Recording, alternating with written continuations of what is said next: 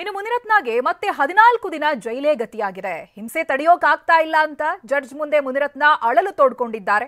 ವಿಪಕ್ಷಗಳಿಗೆ ಬೆದರಿಕೆ ಹಾಕುವ ಕೆಲಸ ಅಂತ ವಿಜೇಂದ್ರ ಹೇಳಿದ್ದಾರೆ. 100% ದ್ವೇಷದ ರಾಜಕಾರಣ ಅಂತ ಜೋಶಿ ಕಿಡಿಕಾರಿದ್ದಾರೆ. ಇದೆಲ್ಲವನ್ನು ನೋಡೋಣ ಜೈಲು ರತ್ನ ನ್ಯೂಸ್ ಎಕ್ಸ್‌ಪ್ರೆಸ್‌ನಲ್ಲಿ. ಅತ್ಯಾಚಾರ ಪ್ರಕರಣದಲ್ಲಿ ಶಾಸಕ ಮುನಿರತ್ನ ನಾಯ್ಡುಗೆ ಮತ್ತೆ 14 ದಿನಗಳ ಕಾಲ ಜೈಲೇ ಗತಿಯಾಗಿದೆ. ಜಾತಿ ನಿಂದನೆ ವಂಚನೆ ಪ್ರಕರಣದಲ್ಲಿ ಜಾಮೀನು ಸಿಕ್ಕಿದ್ರು ರೇಪ್ ಕೇಸ್ ಸಂಕಷ್ಟ ತಂದಿಟ್ಟಿದೆ.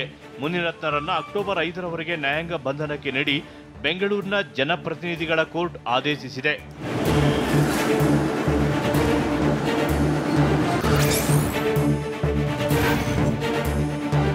ಕೋರ್ಟ್ಗೆ ಹಾಜರಾಗ್ತಿದ್ದಂತೆ ನಿಮ್ಮ ಹೆಸರು ಏನು, ಎಲ್ಲಿ ಬಂಧಿಸಿದ್ರು ಎಂದು ಜಡ್ಜ್ ಪ್ರಶ್ನಿಸಿದ್ರು. ಇದಕ್ಕೆ ಉತ್ತರ ನೀಡಿದ ಮುನಿರತ್ನ, ನನ್ನ ಹೆಸರು ಮುನಿರತ್ನ, ಜೈಲಿನಿಂದ ಹೊರಬಂದಾಗ ಕರೆತಂದ್ರು ಅಂತ ಹೇಳಿದ್ದಾರೆ. ಬಳಿಕ ಮಾತನಾಡಿದ ಮುನಿರತ್ನ, ನನ್ನನ್ನು 5 ವರ್ಷ ಜೈಲಿನಲ್ಲಿಡಲು ವ್ಯವಸ್ಥಿತ ಸಂಚು ಮಾಡಲಾಗಿದೆ. ಲೋಕಸಭಾ ಚುನಾವಣೆ ಬಳಿಕ ಇದೆಲ್ಲ ಶುರುವಾಗಿದೆ ಅಂತ ನ್ಯಾಯಾಧೀಶರ ಮುಂದೆಯೇ ಮುನಿರತ್ನ ಆರೋಪಿಸಿದ್ದಾರೆ.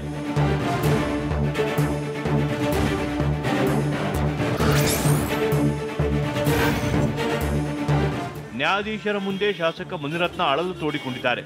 ಕೋರ್ಟ್ನಲ್ಲೇ ಬೇಕಾದ್ರೆ ರಾಜೀನಾಮೆ ಕೊಡುತ್ತೇನೆ, ಆದರೆ ನನಗೆ ಈ ರೀತಿ ಹಿಂಸೆ ತಡೆದುಕೊಳ್ಳೋಕೆ ಆಗಲ್ಲ ಅಂತ ಜಡ್ಜ್ ಬಳಿ ಮುನಿರತ್ನ ಹೇಳಿದ್ದಾರೆ. ಇದಕ್ಕೆ ಪ್ರತಿಕ್ರಿಯೆ ನೀಡಿದ ಜಡ್ಜ್, ನೀವು ಎಲ್ಲಿ ಕೊಡಬೇಕೋ ಅಲ್ಲಿ ರಾಜೀನಾಮೆ ಕೊಡಿ ಅಂದ್ರು. ಪೊಲೀಸ್ ಕಸ್ಟಡಿಗೆ ಕೇಳ್ತೀರಾ ಅಂತ ಜಡ್ಜ್ ಕೇಳಿದ್ದಕ್ಕೆ ಪಿಪಿ ಇಲ್ಲ ಎಂದು ಉತ್ತರ ಕೊಟ್ಟರು.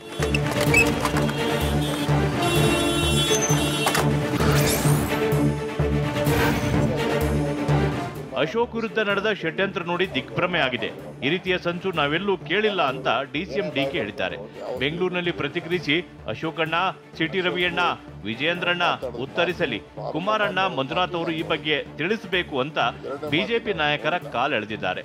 ಫಸ್ಟು ಅಶೋಕಣ್ಣ, ಸಿಟಿ ರವಿಯಣ್ಣ, ವಿಜೇಂದ್ರಣ್ಣ ಅವರೆಲ್ಲ ಕೂಡ ಇದ್ರ ಬಗ್ಗೆ ಅವರ ಅಭಿಪ್ರಾಯಗಳು ಏನಿದೆ, ಸತ್ಯಾಂಶ ಏನಿದೆ ಅದನ್ನು ಅವರು ಕೂಡ ಪರಿಶೀಲನೆ ಮಾಡಿಕೊಂಡು. ಬಿಜೆಪಿ ಶಾಸಕ ಮುನಿರತ್ನ ಬಂಧನ ವಿಚಾರವಾಗಿ ಬಿಜೆಪಿ ರಾಜ್ಯಾಧ್ಯಕ್ಷ ಬಿವೈ ವಿಜೇಂದ್ರ ಪ್ರತಿಕ್ರಿಯೆ ನೀಡಿದ್ದಾರೆ. ಶಿವಮೊಗ್ಗದಲ್ಲಿ ಮಾತನಾಡಿದ ಅವರು, ಮುನಿರತ್ನ ಪ್ರಕರಣದ ತನಿಖೆ ಸರಿಯಾದ ರೀತಿಯಲ್ಲಿ ಆಗಬೇಕು. ತಪ್ಪು ಮಾಡಿದ್ರೆ ಸೂಕ್ತ ತನಿಖೆ ಆಗಲಿ, ನಾವು ಬೇಡ ಅನ್ನುವುದಿಲ್ಲ. ಆದರೆ ಸರ್ಕಾರ ವಿಪಕ್ಷಗಳಿಗೆ ಬೆದರಿಕೆ ಹಾಕುವ ಕೆಲಸ ಮಾಡುತ್ತಿದ್ದಾರೆ. ಮುನಿರತ್ನ ಪ್ರಕರಣದಲ್ಲಿ ರಾಜಕೀಯ ಷಡ್ಯಂತ್ರ ನಡೆದಿದೆ ಎಂದು ಆರೋಪಿಸಿದ್ದಾರೆ. ಯಾರೇ ತಪ್ಪು ಮಾಡಿದ್ರು ಕೂಡ ಸೂಕ್ತವಾಗಿರ್ತಕ್ಕಂಥ ತನಿಖೆ ಆಗಬೇಕು, ಅದರ ಬಗ್ಗೆ ನಮ್ದೇನು ತಕರಾರಿಲ್ಲ. ಅದೇ ಇದನ್ನು ರಾಜಕೀಯ ದಾಳವಾಗಿ ಬಳಸ್ಕೊಳ್ಬಾರ್ದು. ಕುಲ್ಲ ಮಂತ್ರಿಗಳು, ಮುಖ್ಯಮಂತ್ರಿಗಳು ಆದಿಯಾಗಿ ನಮಗೆ ವಿರೋಧ ಪಕ್ಷದವರಿಗೆ ಬೆದರಿಕೆ ಆಗ್ತಕ್ಕಂಥ ಕೆಲಸವನ್ನು ಕೂಡ ಮಾಡ್ತಾ ಇದ್ದಾರೆ. ಕರ್ನಾಟಕದಲ್ಲಿ 100% ದ್ವೇಷದ ರಾಜಕಾರಣ ನಡೆದಿದೆ ಅಂತ ಕೇಂದ್ರ ಸಚಿವ ಪ್ರಹ್ಲಾದ್ ಜೋಶಿ ಹೇಳಿದ್ದಾರೆ. ಹುಬ್ಬಳ್ಳಿಯಲ್ಲಿ ಮಾತನಾಡಿದ ಜೋಶಿ, ಎಲ್ಲರನ್ನ ಹುಡುಕಿ ಎಫ್ಐಆರ್ ಮಾಡೋ ಕೆಲಸ ಮಾಡ್ತಿದೆ. ಉಪ್ಪು ತಿಂದವರು ನೀರು ಕುಡಿಯಲೇಬೇಕು. ಅವರ ಮೇಲೆ ಗಂಭೀರ ಆರೋಪ ಇವೆ, ತನಿಖೆ ಆಗಲಿ, ಉಳಿದವರನ್ನು ಬಂಧಿಸಿ ತನಿಖೆ ಮಾಡಲಿ ಅಂತ ಆಗ್ರಹಿಸಿದ್ದಾರೆ.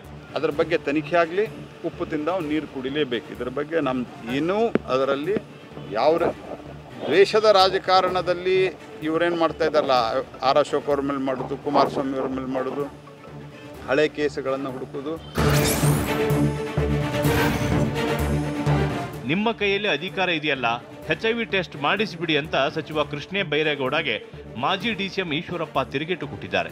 ಯೋಗ್ಯತೆ ಇರುವ ವ್ಯಕ್ತಿಗಳು ಇಂಥ ಪದ ಬಳಕೆ ಮಾಡಬಾರದು, ಜ್ಞಾನ ಇಲ್ಲದ ವ್ಯಕ್ತಿಗಳು ಆಡಳಿತ ವಿಪಕ್ಷದಲ್ಲಿ ಕೆಲಸದಲ್ಲಿದ್ದಾರೆ ಅಂತ ವಾಗ್ದಾಳಿ ನಡೆಸಿದ್ದಾರೆ. ಮಂತ್ರಿ ಆಗಕ್ಕೆ ಅವ್ರ ಯೋಗ್ಯತೆ ಇದೆಯಾ? ಯೋಗ್ಯತೆ ಇರೋಂಥ ವ್ಯಕ್ತಿಗಳು ಇಂಥ ಪದಗಳು ಬಳಸಬಾರ್ದು. ಮಾಡಿಸು, ನಿನ್ನ ಕೈಲಿ ಇದೆಯಲ್ಲ, ಅಧಿಕಾರ ಇದೆಯಲ್ಲ, ಮಾಡಿಸ್ಬಿಡು. ಇನ್ನು ಎದುರಾಳಿಗಳ ವಿರುದ್ಧ ಮುನಿರತ್ನ HIV ಇಂಜೆಕ್ಷನ್ ಬಳಕೆ ಆರೋಪ ಸಂಬಂಧ ಬಿಜೆಪಿ ಶಾಸಕ ಬಸನಗೌಡ ಯತ್ನಾಳ್, ಇದು ಬಹಳ ಅಕ್ಷಮ್ಯ ಅಪರಾಧ, ಇದಕ್ಕೆ ನಮ್ಮ ಸಿಂಪತಿ ಹಾಗೂ ಬೆಂಬಲ ಇಲ್ಲ, ಇವೆಲ್ಲ ತಪ್ಪೆ.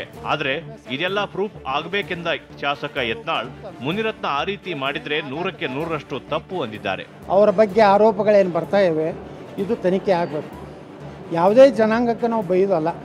ಒಕ್ಕಲಿಗರ ಸಮುದಾಯಕ್ಕೆ ಮಾತಾಡೋದು, ದಲಿತರಿಗೆ ಮಾತಾಡೋದು ಸರಿಯಲ್ಲ.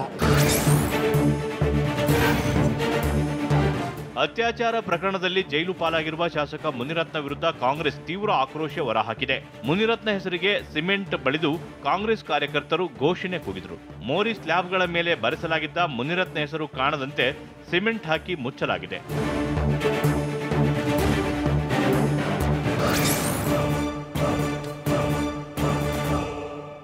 ಜಾಮೀನಿಗಾಗಿ ದಾಸ ಕೋರ್ಟ್ ಮೊರೆ ಹೋಗಿದ್ದು ಸೋಮವಾರ ಬೇಲ್ ಭವಿಷ್ಯ ಹೊರಬೀಳಲಿದೆ.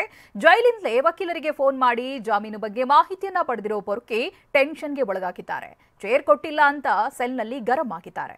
ಇದೆಲ್ಲವನ್ನು ನೋಡೋಣ ಕಿರಿಕ್ ದರ್ಶನ ನ್ಯೂಸ್ ಎಕ್ಸ್‌ಪ್ರೆಸ್‌ನಲ್ಲಿ. ದರ್ಶನ್ ಪರ ವಕೀಲರು ಸಲ್ಲಿಸಿದ ಜಾಮೀನು ಅರ್ಜಿ ವಿಚಾರಣೆಯನ್ನ ಜಡ್ಜ್ ಸೋಮವಾರಕ್ಕೆ ಮುಂದೂಡಿದ್ದಾರೆ. ಎಸ್ಪಿಪಿಗೆ ನೋಟಿಸ್ ಜಾರಿ ಮಾಡಿ 57ನೇ ಸಿಸಿಎಚ್ ಕೋರ್ಟ್ ನ್ಯಾಯಾಧೀಶ ಜೈಶಂಕರ್ ಜಾಮೀನು ಅರ್ಜಿ ವಿಚಾರಣೆ ಸೋಮವಾರಕ್ಕೆ ಮುಂದೂಡಿ ಆದೇಶಿಸಿದ್ದಾರೆ.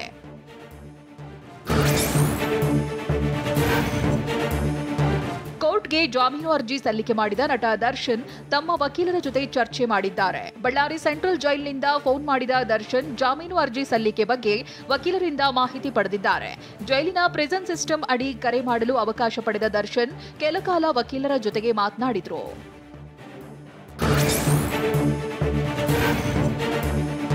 ಇನ್ನು ತಮ್ಮ ಜಾಮೀನು ಅರ್ಜಿ ಬಗ್ಗೆ ಮಾಹಿತಿ ಪಡೆದ ದರ್ಶನ್ ಮತ್ತಷ್ಟು ಟೆನ್ಷನ್ಗೊಳಗಾಗಿದ್ದಾರೆ. ಜಾಮೀನು ಅರ್ಜಿ ಸಲ್ಲಿಕೆಯಾಗ್ತಿದ್ದಂತೆ ಒಂದು ಕಡೆ ಜಾಮೀನು ಸಿಗುತ್ತಾ ಅನ್ನೋ ಆತಂಕವಾದ್ರೆ ಮತ್ತೊಂದು ಕಡೆ ಜಾಮೀನು ಸಿಕ್ಕರೆ ಸಾಕಪ್ಪ ಅನ್ನೋ ಚಿಂತೆಯಿಂದ ದರ್ಶನ್ ಸೆಲ್ನಲ್ಲೇ ಅತ್ತಿಂದಿತ್ತ ಓಡಾಡ್ತಿದ್ರು ಎನ್ನಲಾಗಿದೆ. ಜಾಮೀನು ಅರ್ಜಿ ಸಲ್ಲಿಕೆ ಮಾಹಿತಿ ತಿಳಿಯುತ್ತಿದ್ದಂತೆ ಜೈಲಿನಲ್ಲಿರೋ ದರ್ಶನ್ ನಿರಾಳರಾಗಿದ್ದಾರೆ. ಮಧ್ಯಾಹ್ನ ಊಟ ಸೇವಿಸಿದ ದರ್ಶನ್ ಜೈಲಿನ ಪ್ಯಾಸೇಜ್ನಲ್ಲಿ ವಾಕ್ ಮಾಡಿದ್ರು. 2 ಚಪಾತಿ, ಅನ್ನ, ಸಾಂಬಾರ್, ಮಜ್ಜಿಗೆ ಸೇವಿಸಿದ ದರ್ಶನ್ ಜೈಲು ಸಿಬ್ಬಂದಿಯೊಂದಿಗೆ ನಗುನಗುತ್ತಾ ಮಾತನಾಡಿದ್ದಾರೆ.